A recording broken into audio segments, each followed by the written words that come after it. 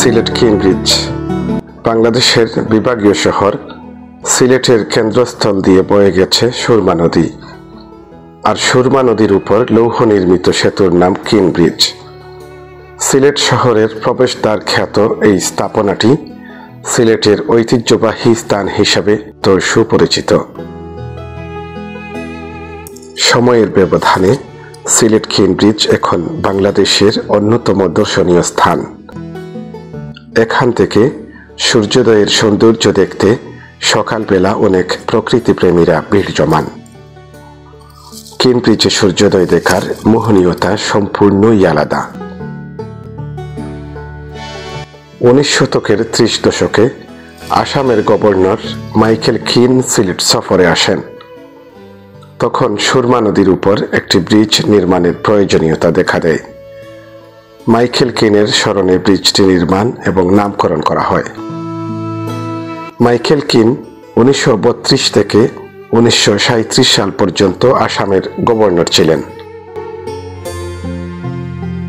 1971 সালে মহান মুক্তিযুদ্ধ চলাকালে পাকিস্তানি বাহিনী ডিনামাইট দিয়ে ব্রিজের একাংশ উড়িয়ে দেয়।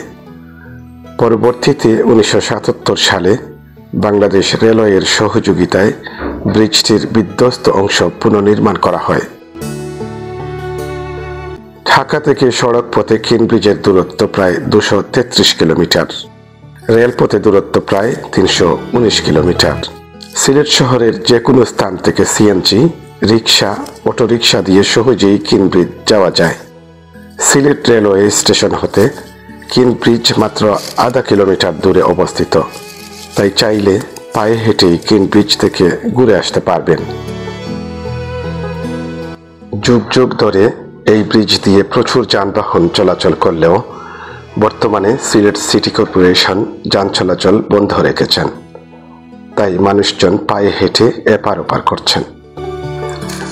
আপনারা যারা সিলেটে বেড়াতে আসবেন তারা অবশ্যই শতবর্ষী এই কেমব্রিজ ঘুরে যাবেন।